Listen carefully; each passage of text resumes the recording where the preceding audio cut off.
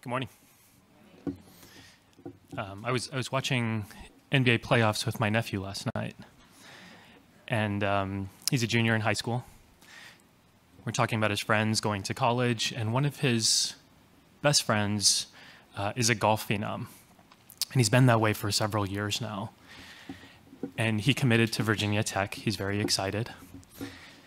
And we were talking through his disappointment, and he said, a lot of the schools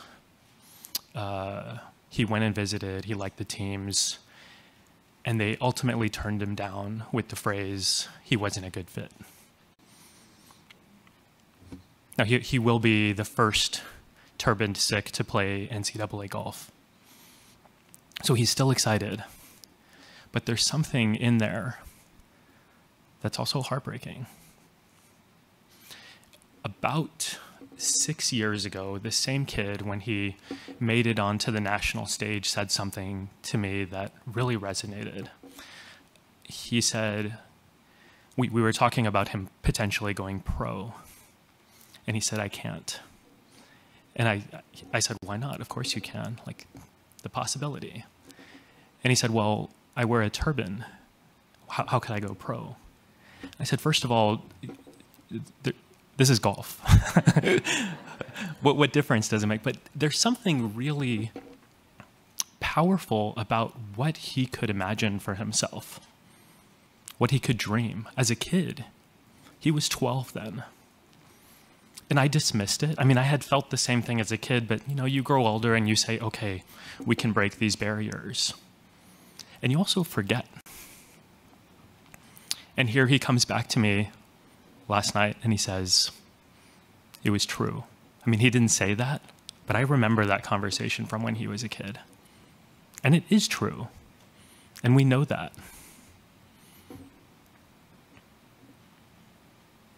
The question, I think, is where do we go from here? We've come a long way. The American context, what we see with religious diversity, is beautiful in many ways, but there's still a lot to be done. Not too long ago, and not far from here, Dr. King shared a vision for what he wanted for his kids. And he talked about them being judged not by the color of their skin, but by the content of their character. We know that. And there are many other kinds of differences that continue to divide us. We know that too. Religion is one of them. But here's the thing. Human diversity is a fact of our reality. Religious diversity is a fact of our reality. That's not going away. That's not changing. What needs to change is our ability to engage with that reality.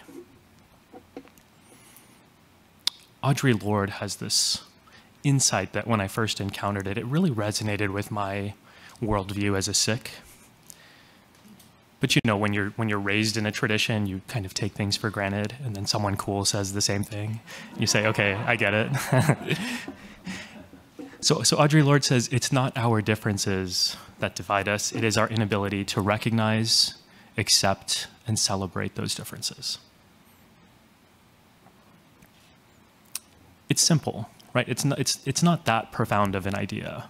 My 6-year-old understands this language, right?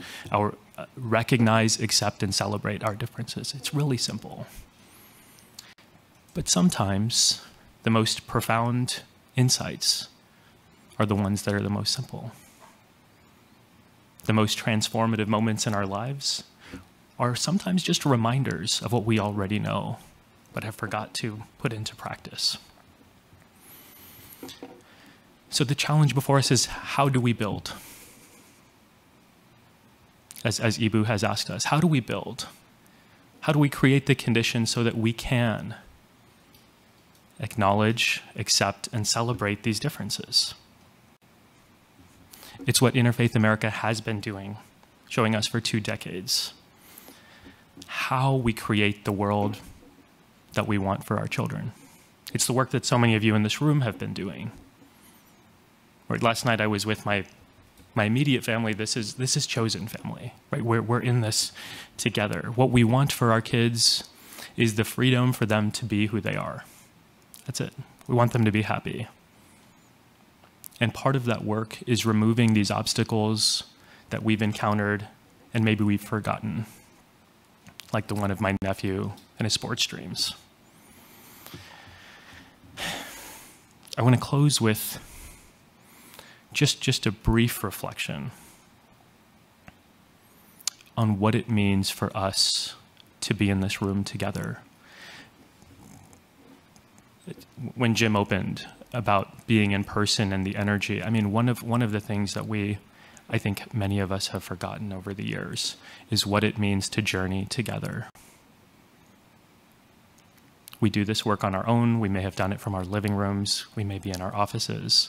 But this work is not about any single one of us. It's about all of us. And I think that's the precedent that Interfaith America, Interfaith Youth Corps, Ibu and Mary Ellen and their whole team have really shown us in what movement building looks like.